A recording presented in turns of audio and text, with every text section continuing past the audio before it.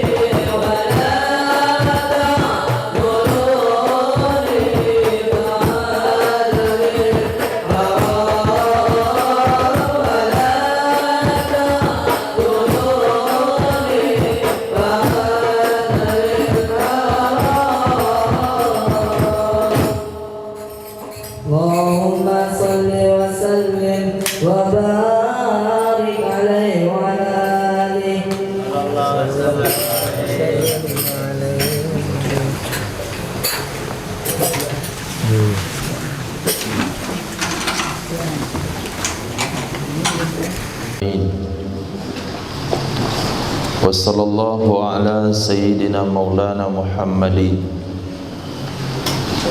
wa ala alihi wa sahbihi ajma'in. Amma ba'd. Rabbi yassir wa la tu'assir, Rabbi tammim bil khair. Rabbana shrah lana sudurana wa yassir lana umurana wa umural muslimin wahlul 'uqdatam min lisanina yafqahu qawlana. Bisanadina al-muttasil ila imamil khatimatil hufaz al-imam Jalaluddin As-Sayyidi rahimahullahu ta'ala wa qaddasallahu sirruhu wa adama nafa'a bi ulumi wa barakati wa nafahati wa madatihi wa karamati fid daraini amin. Hadis nomor 5892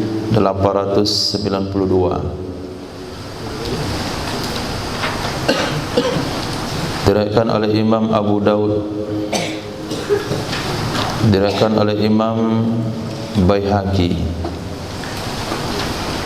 dari Sayyidina Abi Hurairah radhiyallahu an. Hadis sahih. Nabi sallallahu alaihi wasallam bersabda, fitrukum, hari fitri kalian, hari fitri kalian artinya hari raya Idul Fitri. Yauma adalah hari tuftiruna, kalian berbuka, yang kalian berbuka.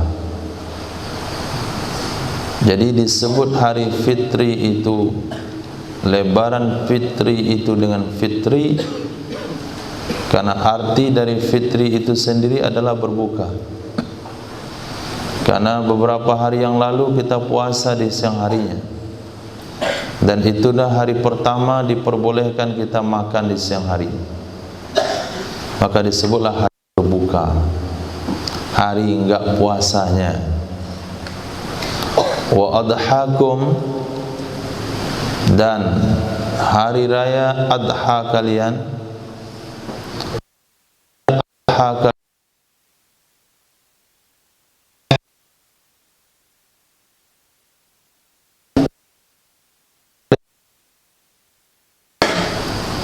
itu sebabnya Nabi sallallahu alaihi wasallam bersabda, man wajada sa'atan li yudhhiya ay yudhhiya falam yudhhi fala yaqrabanna musallana.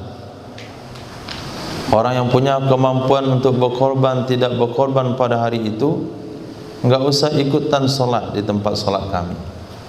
Pergi ke gereja situ, pergi ke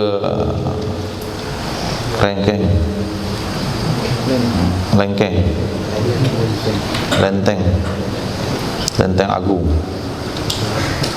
Nah, pergi ke situ, jangan pergi ke musola kami.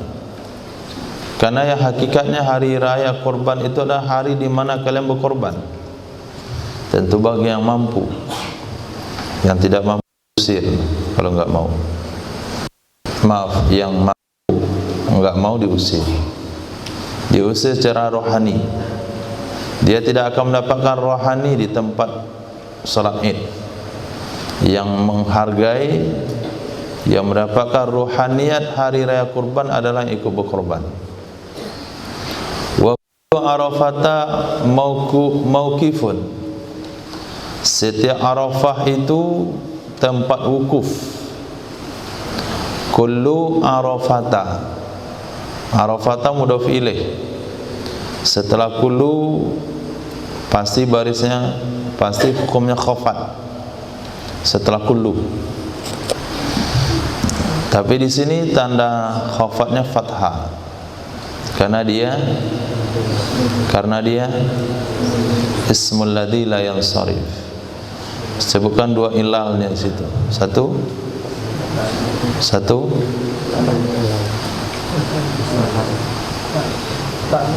Ta'nis dengan ta. Kedua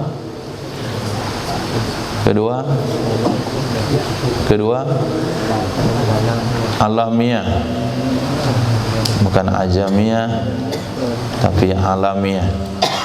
Alamiah itu artinya nama orang atau tempat. Nah, itu sebabnya barisnya di atas Jihad.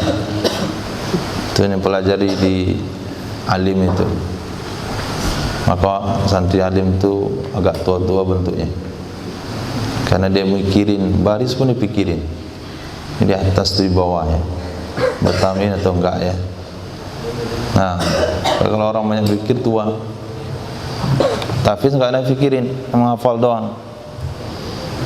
Nah, maka bentuknya agak mudah dikit aja.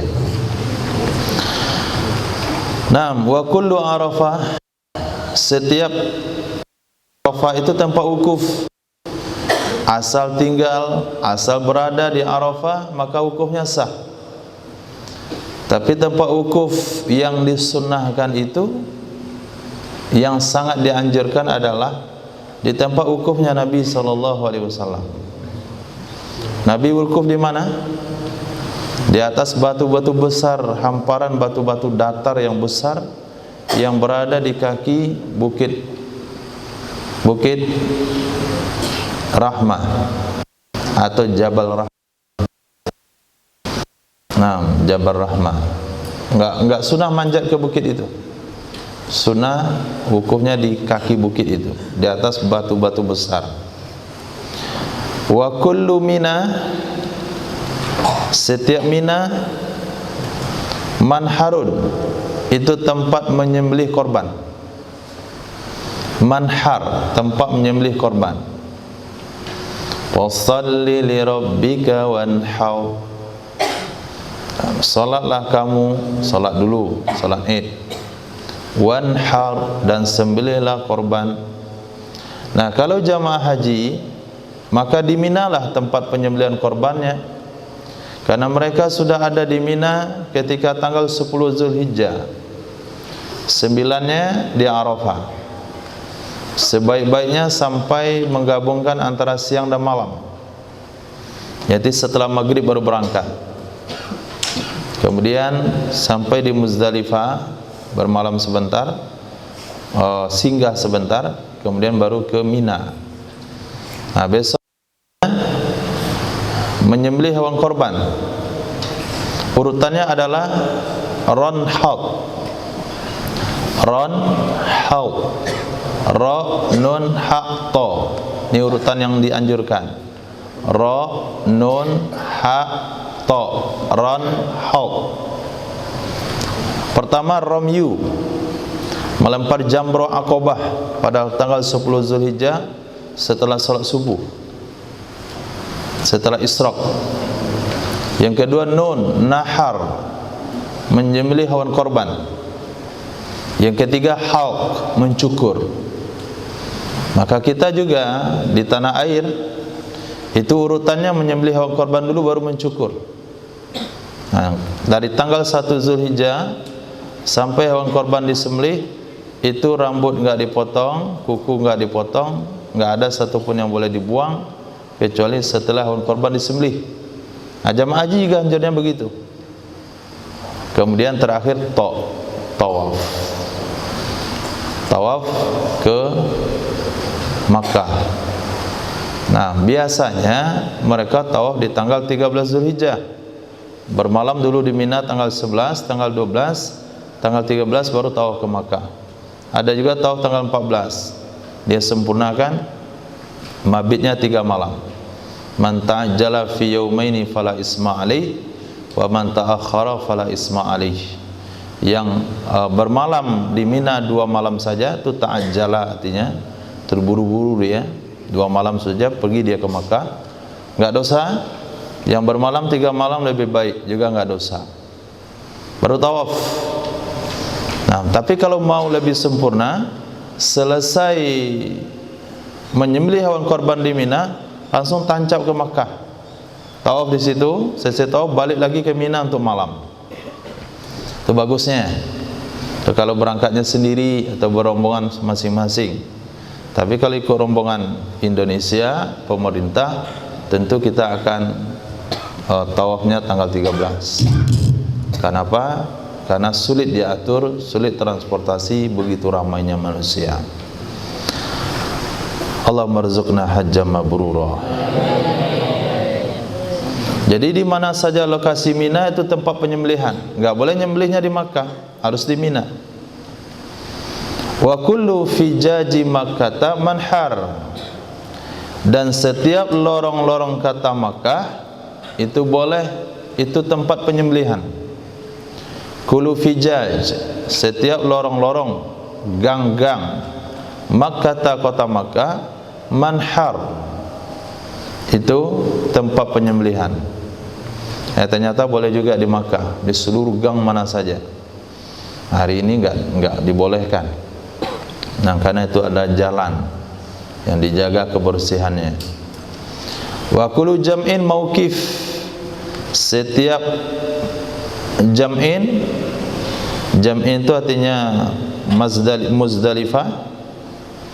Jam'in Muzdalifah itu mauqif, tempat wukuf. Nah, tempat wukuf yang kedua ini maknanya mabit. Mauqif di sini maknanya mabit. Seluruh Muzdalifah itu tempat mabit. Jadi mabit di Muzdalifah itu hukumnya wajib haji. Sebagian mengatakan sunat haji, sebagian mengatakan wajib haji. Tapi tidak termasuk rukun. Yang rukun adalah wukuf di Arafah. Hadis sahih. Fi'lul ma'rufi, melakukan perkara ma'ruf. Fi'lu, melakukan ma'rufi, perkara ma'ruf. Yaqi, itu akan menyelamatkan ia. Yaqi, itu akan menyelamatkan ia. Masari as-su, tempat-tempat mati yang jelek. Masari'a, tempat-tempat mati su'i yang jelek.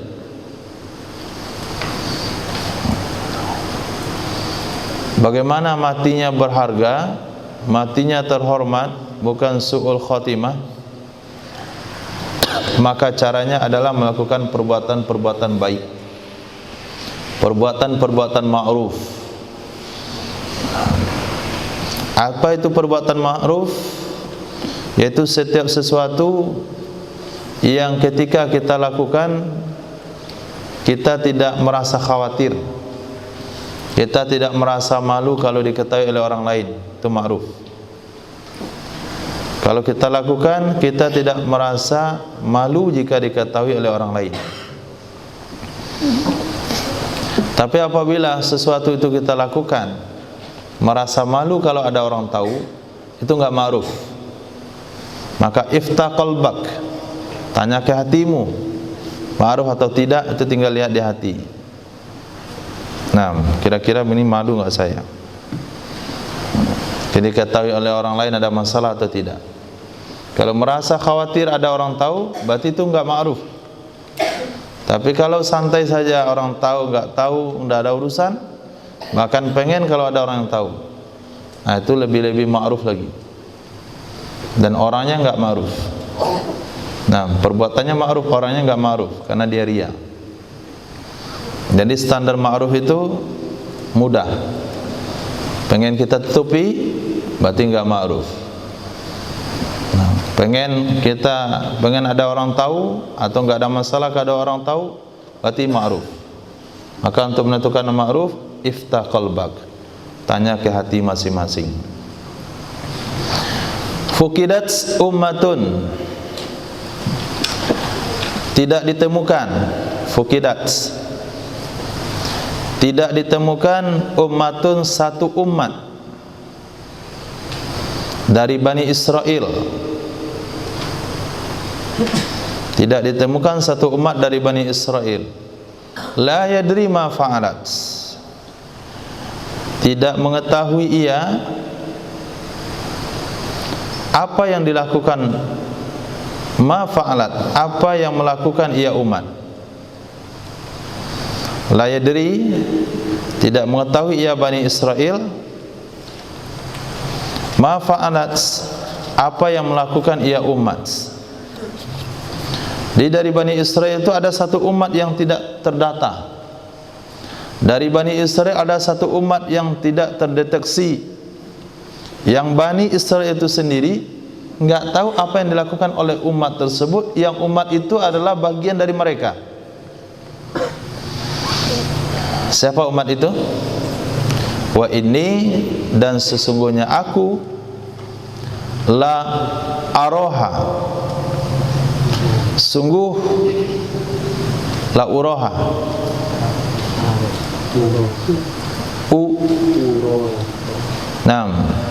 sungguh diperlihatkan akan aku. Wa ini, dan sesungguhnya aku, itu sungguh diperlihatkan akan aku, akannya umat. Illal fa'ra, kecuali tikus.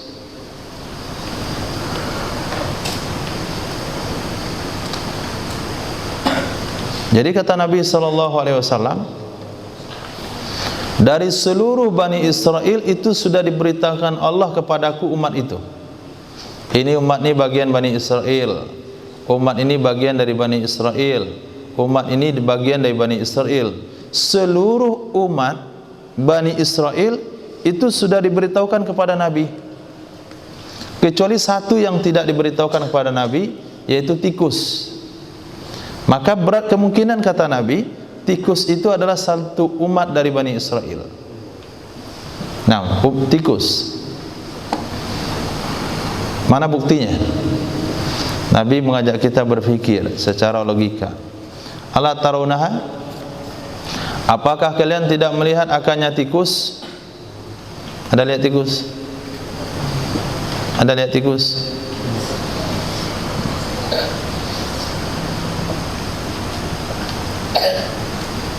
Irfan lihat tikus. Ala tarunaha, apakah kalian tidak melihat akannya tikus? Idza wudi'a laha, apabila diletakkan baginya tikus, albanul ibili, susu onta, lam tashrab, dia enggak akan minum. Lam tashrab, niscaya dia tidak akan minum. Wa idza wudi'a laha, apabila diletakkan baginya albanus sa'i, susu kambing, sa'i kambing, jamak pada syatun, syaribat, dia akan minum. Itu tanda Nabi, tanda dari Nabi SAW, bahasanya tikus itu bagian dari Bani Israel, bagian dari Bani Israel. Maka antum lihat sifat tikus itu pendendam. Dia akan balas dendam kalau sampai disakiti, diganggu.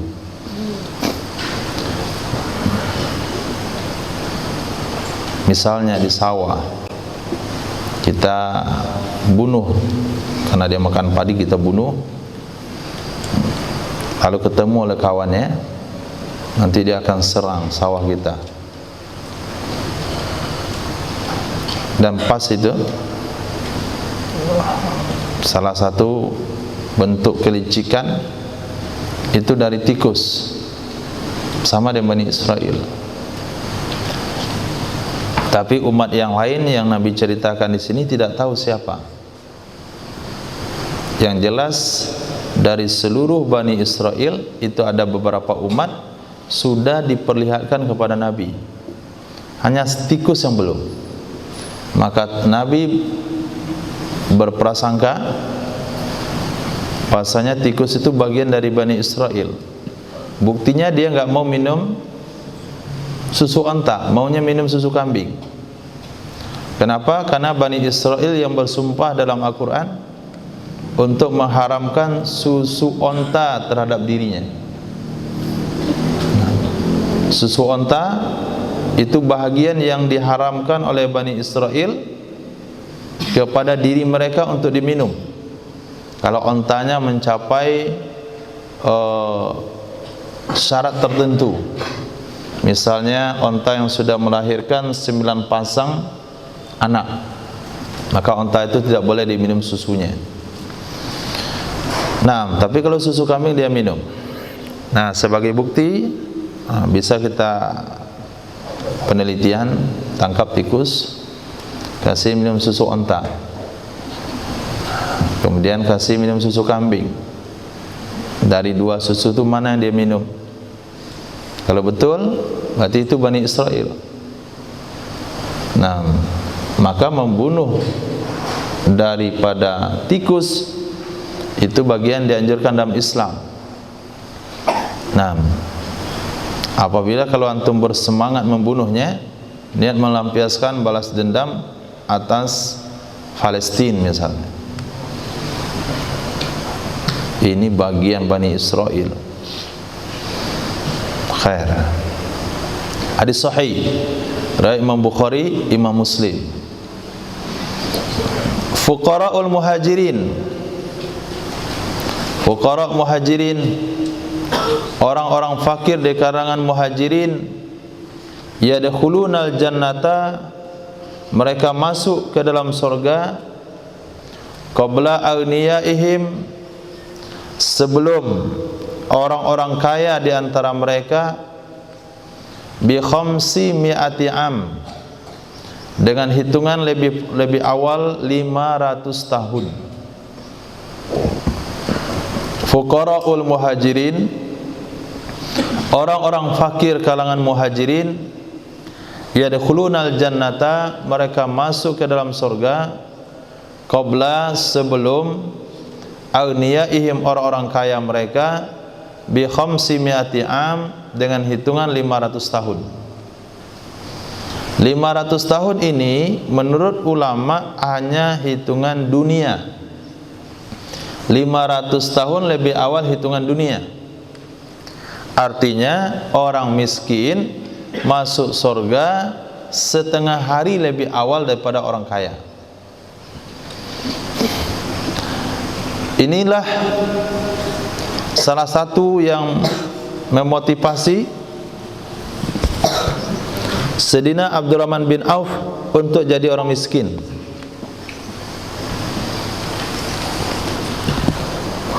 Ketika di malam hari datang terdengar gemuruh di kota Madinah, maka Nabi bertanya kepada Sayyidah Aisyah, bunyi apa ini? Ini bunyi apa? Maka Sayyidah Aisyah katakan, itu kafilah dagang milik Abdurrahman bin Auf yang baru datang dari Yaman. Kayak antum dengar tronton lewat, bak troli, troli bawa yang besar itu apa namanya? Bawa peti besar besi, kontainer. Nah, di truk bawa kontainer, bunyi gemuruh itu terdengar. Maka Nabi bersabda, ini yang menyebabkan Abdurrahman merangkak masuk surga. Merangkak masuk surga. Hal itu disampaikan kepada Sayyidina Abdurrahman bin Auf. Kata beliau, saya akan berusaha untuk berjalan masuk surga.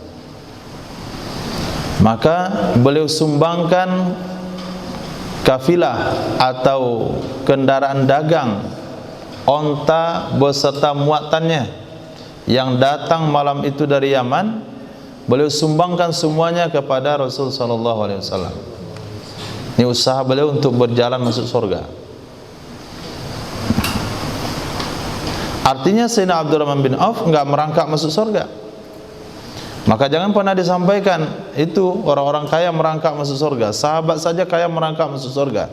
yaitu Sayyidina Abdurrahman bin Auf. Tidak, beliau sudah berjalan masuk surga karena beliau telah menyumbangkan harta beliau yang datang pada malam yang Nabi sabdakan. Kemudian terdengar lagi hadis ini, orang-orang fakir muhajirin masuk surga sebelum orang kaya 500 tahun. Maka beliau berusaha jadi orang miskin supaya masuknya sama dengan orang-orang miskin yang lainnya. Ternyata beliau nggak bisa jadi orang miskin, nggak bisa. Kata Sayyidina Abdurrahman, saya akan beli seluruh korma busuk di kota Madinah. Saya mau bangkrut. Diborong semua korma-korma busuk di kota Madinah, beliau kumpulin semuanya. Nggak ada satu kedai pun Madinah korma busuknya, melainkan Sayyidina Abdurrahman beli dengan modal beliau. Dijual, siapa yang mau beli ke kedainya? Nggak ada satupun pedagang pembeli yang datang. Kenapa? Seluruh korma di kedainya Sayyidina Abdurrahman bin Auf itu busuk semuanya. Usaha untuk menjadi orang miskin. Akhirnya Allah turunkan penyakit di Yaman. Seluruh tabib Yaman mengatakan obatnya korma busuk Madinah.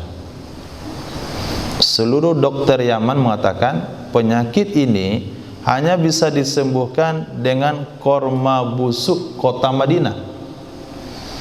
Maka orang-orang pun pergi, pedagang-pedagang Yaman pergi ke Madinah untuk membeli korma busuk. Dan korma itu tidak ada kecuali hanya di kedainya Sayyidina Abdurrahman bin Auf. Dan semuanya diborong dengan harga korma bagus. Akhirnya beliau nggak jadi miskin, gagal jadi orang miskin. Itu usaha beliau untuk jadi orang miskin, pengen masuk surga 500 tahun lebih awal, tapi nggak jadi. Nah, kita tinggal baca sejarah, bukan niat jadi orang miskin, tapi perlu dicamkan bahasanya kaya miskin itu nasib yang sudah ditakdirkan di Lauh Mahfuz, yang tidak akan bisa dirubah dengan cara apapun. Nah, baik kuliah atau tidak kuliah, ada ijazah atau tidak ijazah, PNS atau tidak PNS, berdagang atau tidak berdagang, yang jelas kalau takdirnya kaya akan kaya, takdirnya miskin akan miskin. Allah akan buat dia, Allah akan halau dia, halau dan halau, akhirnya mendapatkan usaha sehingga dia jadi orang kaya. Allah akan seret dia, seret dan seret, akhirnya terjerumus kepada kebangkrutan, akhirnya jadi orang miskin. Yang jelas takdir Allah pasti berlaku, tidak ada daya dan upaya untuk mengelak dari takdir tersebut. Nah, kalau itu sudah ditakdirkan, nah nggak usah dimasukkan dalam benak, jangan diisi dalam benak, jangan diisikan dalam hati, karena sesuatu itu sudah pasti. Jalani dengan cara melihat apa takdir Allah kepada saya besok hari, dan cara fokus melakukan seluruh perintah Allah Subhanahu wa taala dan sunnah baginda Rasul sallallahu alaihi wa alihi wasallam. Khalas. Naam. Tapi jaminan Nabi sallallahu alaihi wasallam yang membaca surah Waqiah setiap malam, hidupnya cukup. Cukup bukan berarti kaya, tapi tidak akan hidup miskin. Fuqara'il muhajirin, orang-orang fakir muhajirin, yadkhulunal jannata, mereka akan masuk ke dalam surga qabla aghniyaihim, sebelum orang-orang kaya mereka, bi 500 am, dengan 500 tahun lebih awal. Faqihun wahid, seorang faqih, wahid diterjemahkan lebih awal, faqihun wahid, seorang faqih. Alhamdulillah rabbil alamin. Alaikumullah assalamualaikum. Masya Allah. Apabila sesuatu diniatkan lalu bersin, maka jadilah sesuatu itu perkara yang nyata. Naam. syaitani, atas setan, min alfi abidin, dari 1000 ahli ibadah. Satu orang fakih lebih berat digoda syaitan daripada 1000 ahli ibadah.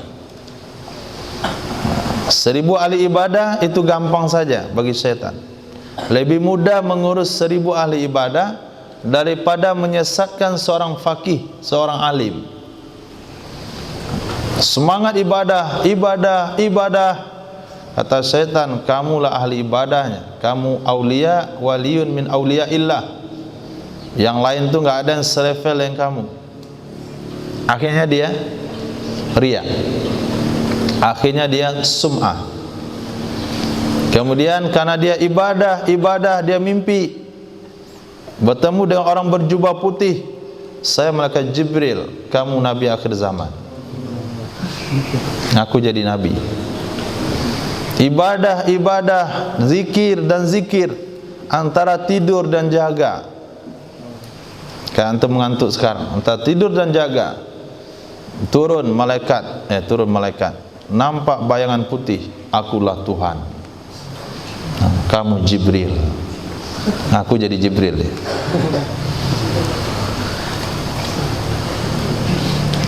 Dengan ahli ibadah, karena menganggap dia ahli ibadah, menganggap orang lain sesat, menganggap orang lain hina, berpandangan rendah kepada orang lain karena ibadah yang dia punya. Gayanya songong, sombong karena ibadah yang dia punya. Saya makhluk suci, mereka itu apa? Akhirnya sesat. Jadi banyak celah bagi setan untuk menyesatkan seorang ahli ibadah yang tidak didasari dengan ilmu pengetahuan yang benar. Tapi seorang fakih, seorang fakih digoda setan, maka dia tahu itu syaitan. Kamu wali Allah, wali apaan? Saya malah zikir, masa saya wali? Bohong kamu tuh. Kamu nabi, apalagi nabi itu tidak ada, cuma Nabi Muhammad akhir zaman. Jadi pun sebejat-bejatnya seorang fakih, jauhnya dia dari ahli ibadah, ketika digoda syaitan, dia tahu dia sedang buat dosa. Dia sedang digoda syaitan, dia maghrur, sedang ditipu oleh syaitan. Maka pada satu saat dia akan kembali kepada jalan Allah. Fakihun wahid, seorang fakih yang paham dengan ilmu agama, satu orang itu lebih berat bagi syaitan daripada 1000 ahli ibadah. Maka itu sebabnya untuk menjadi fakih, setan itu berusaha semaksimal mungkin supaya enggak jadi, supaya gagal, digoda lagi. Ini bahaya nih anak ini. Lama-lama belajar alim susah kita antar. Mendingan dari sekarang kita ganggu. Dari sekarang kita habisi. Dari sekarang kita halangi. Apalagi kalau dia nanti bergerak 4 bulan, bahaya. Orang 4 bulan dia setahun. Coba antum bayangkan tuh. Orang 6 bulan saja dia suruh setahun. Gagalkan dia. Akhirnya bergerak setan mengurus calon-calon ulama. Kadang-kadang tersandung di sini, tersandung di situ, menyangkut di sini, tersangkut di situ. Terpental di sini, terpental di situ. Apri. Jangan sampai ada yang menggagalkan perjalanan antum. Semuanya lempar dan singkirkan, tendang, tinju. Sampai pada satu titik setan nyerah. Ini dah bebas satu orang ini, enggak bisa lagi. Khair, fakihun wahid asyaddu ala syaitan min alfi abid. Apalagi cuma abid satu, alfi 1000, enggak bisa terkalahkan dengan satu fakih, fakihun wahid. Fikratus sa'ah, Khairun min ibadati sittina sana. Dalil antum tuh nak karkun. Dalil orang tua antum waktu mau musyawarah. Fikratu sa'ah, berpikir sesaat. Khairun, itu lebih baik, min ibadati, daripada ibadah sittina sana, 60 tahun. Fikratu sa'ah, berpikir sesaat tentang agama Allah Subhanahu wa taala, memakmurkan masjid, amal agama. Nah, usaha atas hidayah. Fikratu sa'ah, berpikir sesaat. Khairun, itu lebih baik, min ibadati sittina sana, dari ibadah 60 tahun. Hadis dhaif. Enggak ada masalah hadis dhaif, kan motivasi, bukan halal haram.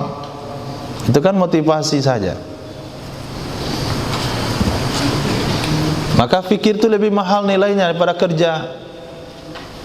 Fikir lebih mahal nilainya daripada kerja.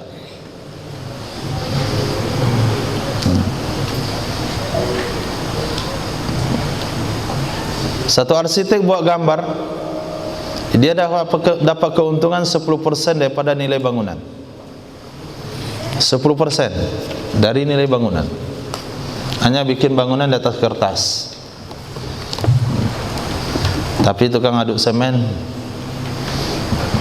1000% pun dia nggak dapat pada nilai bangunan. 1000% pun nggak dapat. Kalau lebih besar, ya, lebih besar, lebih kecil, lebih kecil lah harusnya. 2% pun nggak dapat dia. 2%, 3% dari nilai bangunan semua nggak dapat. Katakanlah bangunan itu dikerjakan setahun, kerja dalam sebulan 25 hari, sebulan 25 hari, gaji sehari 100.000, sebulan 2,5 juta. 10 bulan 25 juta, tambah 5 juta, 30 juta. Itu ngaduk semen. Kalau kerja setahun ngaduk semen 30 juta gaji setahun. Bangunan setahun itu berapa besarnya itu? Bangunan yang dikerjakan dalam selama setahun berapa besarnya? Katakanlah 3 sampai 5 bangunan. Ini bukan karena besar namanya nih, sampai setahun-setahun, bukan karena besar. Katakan 5 bangunan. Satu bangunan bernilai 200 juta. 5 bangunan berarti 1 miliar. Sepersepuluhnya 10 juta. 100 juta. Jadi 100 juta itu tukang gambar. Tukang buat gambar dia dapat gaji 100 juta dari bangunan 1 miliar. Sementara yang aduk semen kerja setahun dia dapat gaji 30 juta. Fikir lebih mahal daripada amal, daripada perbuatan.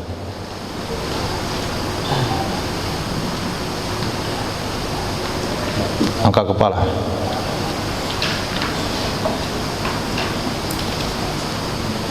Bukan waktu tidur.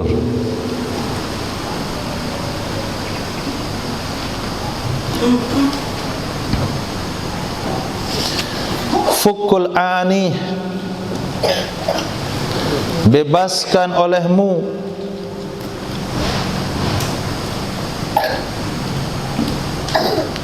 akan tawanan. Wa ajibud da'i, perkenankan olehmu akan orang yang menyeru, akan orang yang mengundang. Wa at'imul ja'i', beri makan olehmu akan orang lapar. Wa'udul maridha, jenguk olehmu, bezuk olehmu akan orang sakit. 3-4 perintah Nabi di sini.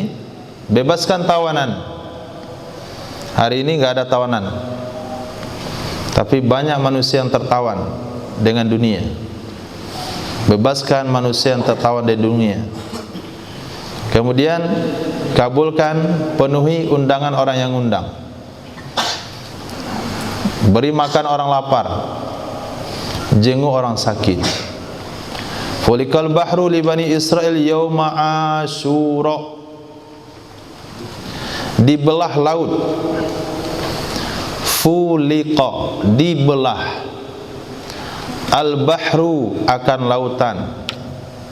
Li bani Israila, bagi bani Israel. Yauma Asyura, pada hari Asyura. Hadisnya dhaif. Maknanya sahih. Kok bisa? Itu yang perlu dipelajari salafi.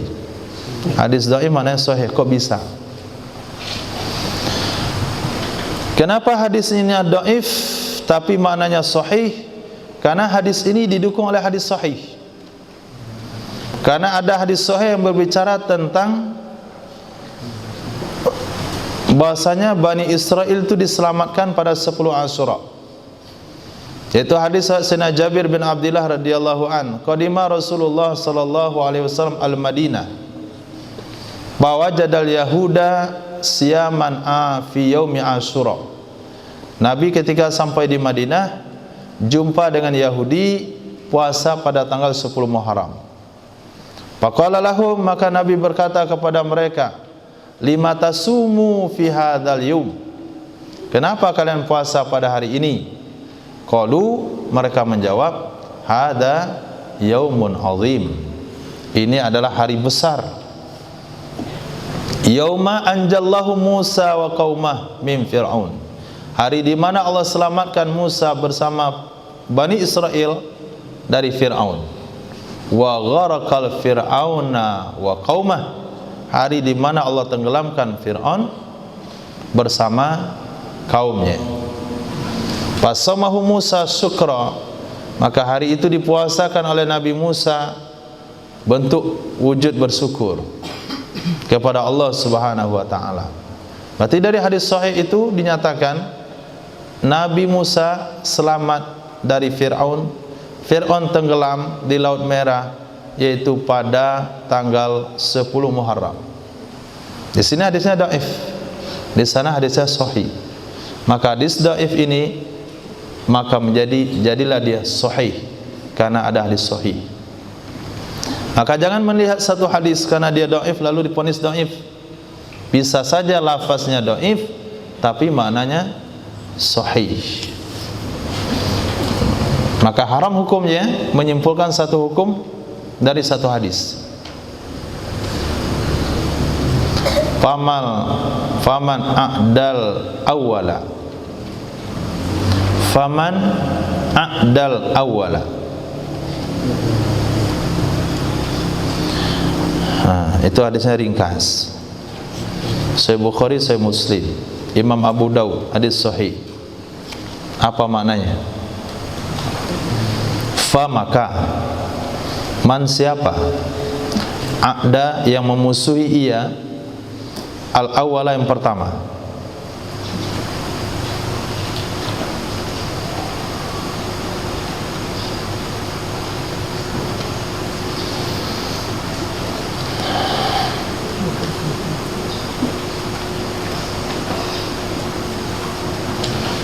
Faman a'dal awwala, maka siapa yang memusuhi ia akan yang pertama. Artinya jelas. Pemahamannya apa? Lihat di dalam syarah daripada Imam Abdul Rauf Al-Manawi. Faman a'dal awwala qalahu liman istushida alal adawi. Perkataan itu dikatakan oleh Nabi kepada orang yang mati syahid alal aduwi, alal adawi, bi'ida'il ba'il ajrab lil ibili, dengan memusuhi onta yang berkurap,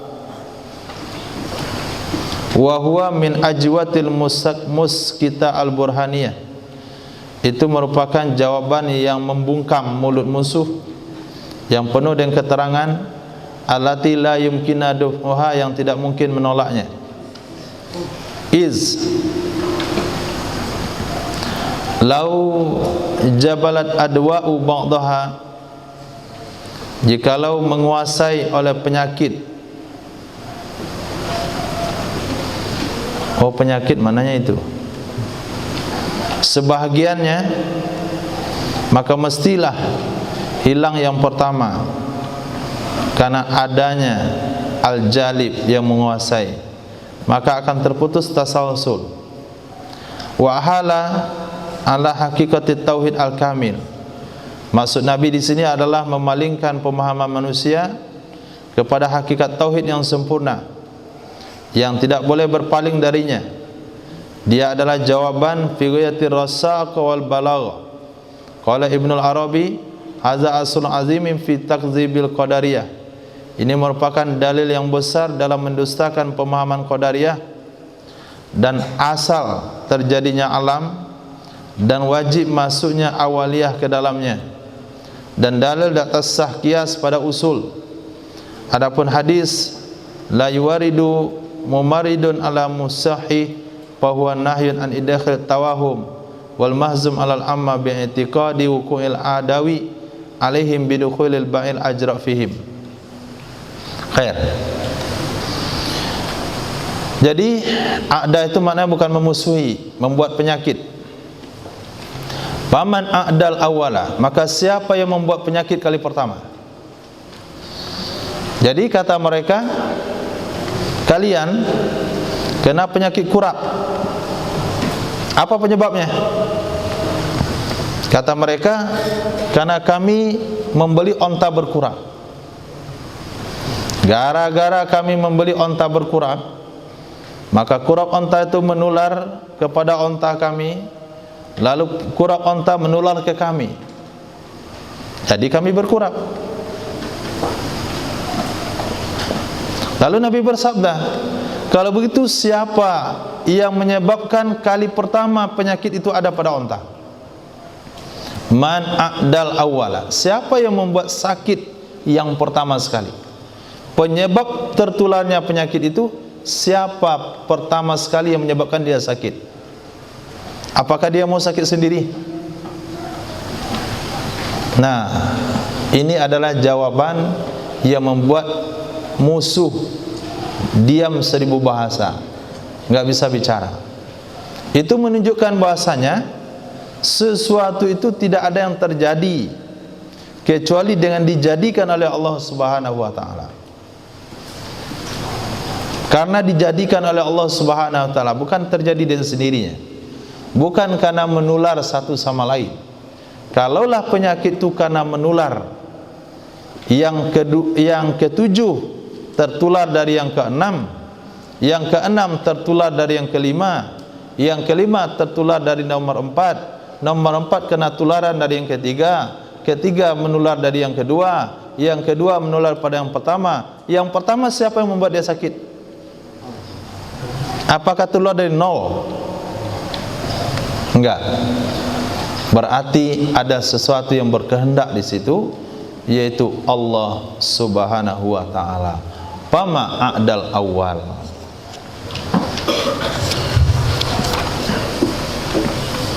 Fana ummati bit'ni, musnahnya umatku.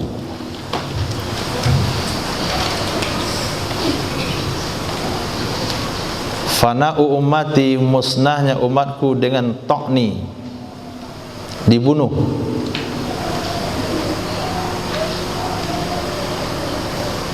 Wa ta'unu wakhzu a'daikum minal jinni, dan ta'un itu adalah wakhzu,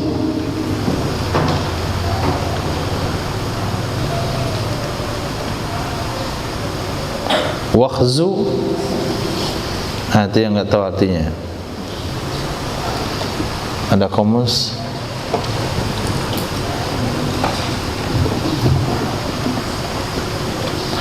wa khzu a'daikum minal jinni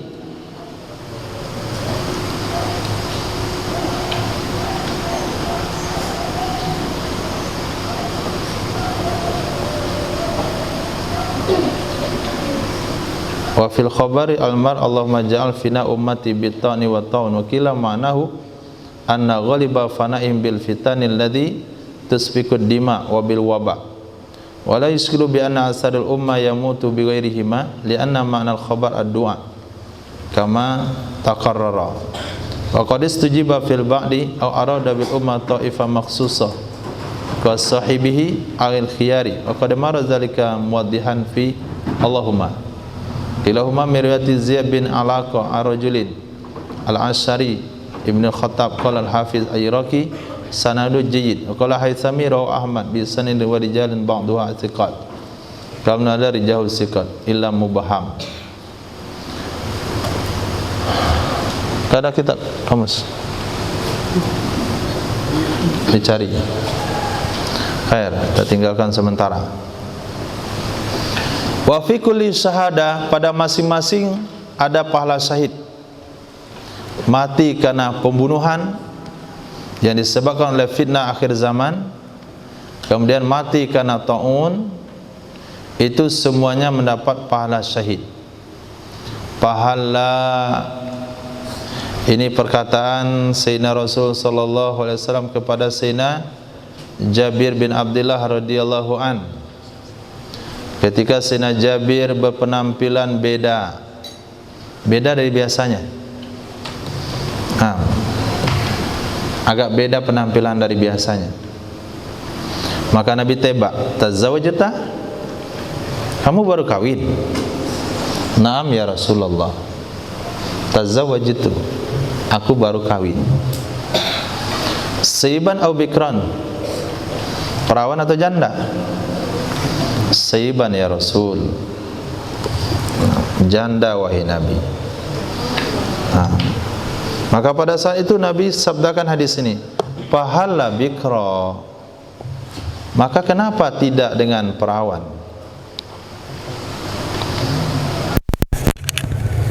Fahala bikra, maka kenapa tidak bikra dan perawan? Maka kenapa dengan perawan? Tula'ibuha wa tula'ibuka, kamu bercumbu rayu dengannya dan dia bercumbu rayu denganmu. Wa tudahikuha wa tudahikuka, kamu membuat dia tertawa akannya.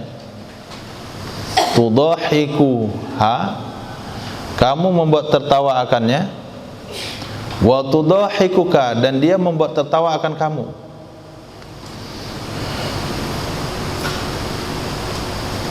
Mengerti? Nah, hadis sahih, enggak perlu dimengerti, yang penting diyakini. Nah, karena hadisnya sahih. Nah, sepakat? Sepakat yang perawan? Nah, itu udah mengerti berarti. Nah, sarahannya tidak cocok dijelaskan hari ini, karena sarahannya hanya untuk 26 tahun ke atas. Hadis berikutnya Nabi SAW bersabda, fahalla bikra, maka kenapa tidak dengan perawan?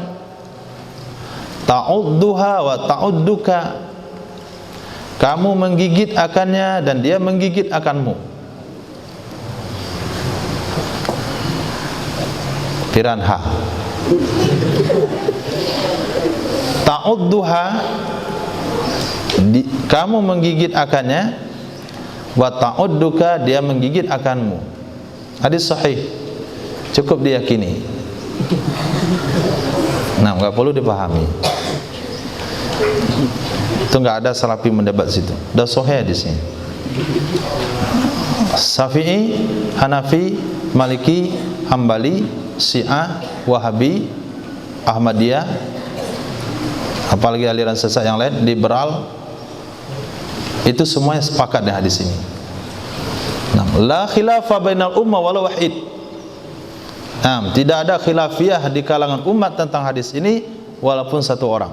Semuanya sepakat dengan pemahamannya. Itu hadis maqam tinggi itu. Yahudi sepakat, Nasrani sepakat, liberal sepakat, ateis juga sepakat. Fahala bikran ta'udduha wa ta'udduk. Karena ada sepakat, itu apa kita bahas? Sudah dipahami oleh seluruh umat. Nggak ada yang khilaf di situ. Tapi kalau ada Wahabi nggak terima, baru kita jelaskan.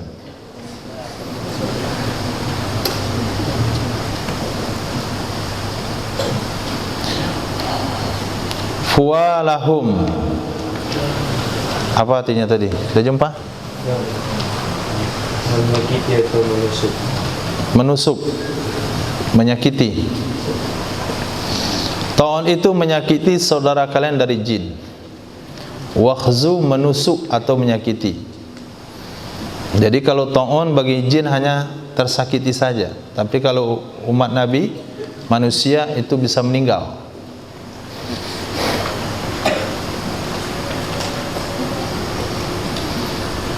Hadis di bawah, fuwa lahum dengan dhamma fa alif tasniyah, itu adalah perintah bagi Sayyidina Huzaifah dan putra beliau dengan wafa, memenuhi janji bagi orang musyrikin, bima ahaduha, dengan sebab mereka berjanji kepada keduanya di atasnya perjanjian ketika mereka menangkap keduanya, alla yuqatiluhum yauma badrin, bahwa mereka tidak boleh memerangi mereka pada perang Badar. Fuwa maknanya adalah tepati oleh kalian berdua. Fuwa itu fi'il amar dari fu, maknanya tepati, penuhi, tepati oleh kalian berdua. Ikhitab kepada Sayyidina Huzaifah ibnul Yaman dan putra beliau. Ketika dua orang ini ditangkap oleh musyrikin, ditangkap oleh orang musyrikin Makkah, kemudian mereka buat kesepakatan bahwasanya Sayyidina Huzaifah dengan putranya tidak boleh memerangi orang musyrik di perang Badar. Maka ketika Nabi mengajak perang, dua sahabat ini mengatakan, ya Rasulullah, apakah saya ikut perang? Apakah saya ikut perang dengan Tuhan? Berarti saya melanggar janji dengan mereka, karena saya sudah berjanji tidak akan memerangi mereka di perang Badar. Apa kata Rasul? Fuwa, tepati oleh kalian janji kalian berdua kepada mereka Quraisy. Camkan baik-baik. Ini syariat Islam. Tidak ada pengkhianatan. Tidak ada pengkhianatan dalam Islam. Sekarang Sayyidina Huzaifah ibnul Yaman dan putranya telah ikut bersama Rasul sallallahu alaihi wasallam dalam perang Badar. Yang tujuannya enggak perang, tapi terlibat ikut dalam perang Badar karena yang sudah ditetapkan oleh Allah Subhanahu wa taala. Ketika mau menyerang, Sayyidina Huzaifah ingat janjinya kepada Quraisy. Perintah Nabi, tepati janji kamu berdua kepada Quraisy, kalian berdua tidak usah ikut perang. Wa nasta'inullah alaihim, kami akan minta pertolongan Allah untuk menyerang mereka. Janji seorang muslim kepada musuh, Nabi perintahkan wajib dipenuhi, apalagi janji kepada sesama muslim.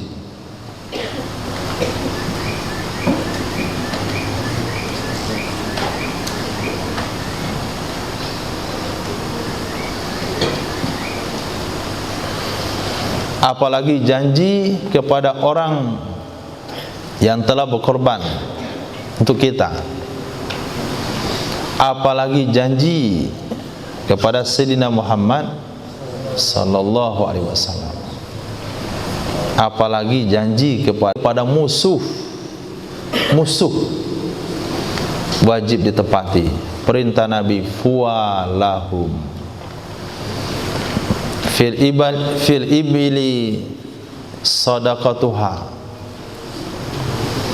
Pada onta itu ada zakatnya. Wa fil ghanami sadaqatuha. Pada kambing itu ada kewajiban zakatnya. Wa fil baqari sadaqatuha. Pada sapi itu ada kewajiban zakatnya. Wa fil burri, barisnya bukan barri, kalau ada barisnya di atas diganti. Wa fil burri, pada gandum sadaqatuhu, ada zakatnya. Wa man rafa'a dananira, siapa saja yang mengangkat uang dinar, au darahima, atau uang dirham, au tibran, atau emas batang, au fiddatan, atau perak, la ya'udduha li gharimin wa la yunfikuha fi sabilillah. La ya'udduha, itu dia tidak boleh mengembalikan, menghitung. Ada yang uddu, maka dia tidak boleh menghitung akannya yang sudah diangkat. Dinar, dirham, tibron, fiddah, bagi orang yang berhutang kepadanya, gharib. Wala yunfikuha, dan dia juga tidak boleh menginfakkannya fi sabilillah. Bahwa kanzun itu adalah simpanan, yukwa bihi, yang akan disetrika bihi dengannya, yaumal qiyamati, pada hari kiamat.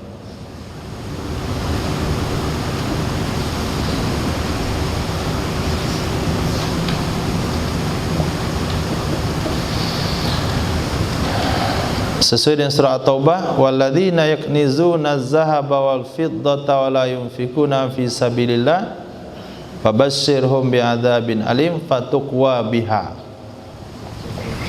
Akan dijadikan setrika emas tersebut. Tapi maksud dari hadis ini rafa'a, mengangkat.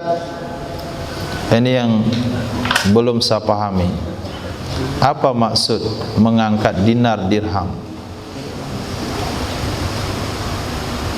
Rafa'a, mengangkat.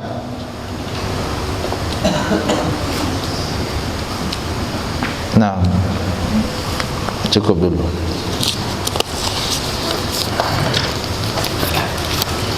Nanti kita cek kembali. Subhanallah wa bihamdihi, subhanakallahumma bihamdika, asyhadu an la ilaha illa anta, astaghfiruka wa atubu ilaik. Subhanaka rabbil izzati amma yasifun, assalamu ala mursalin, alhamdulillahi rabbil alamin.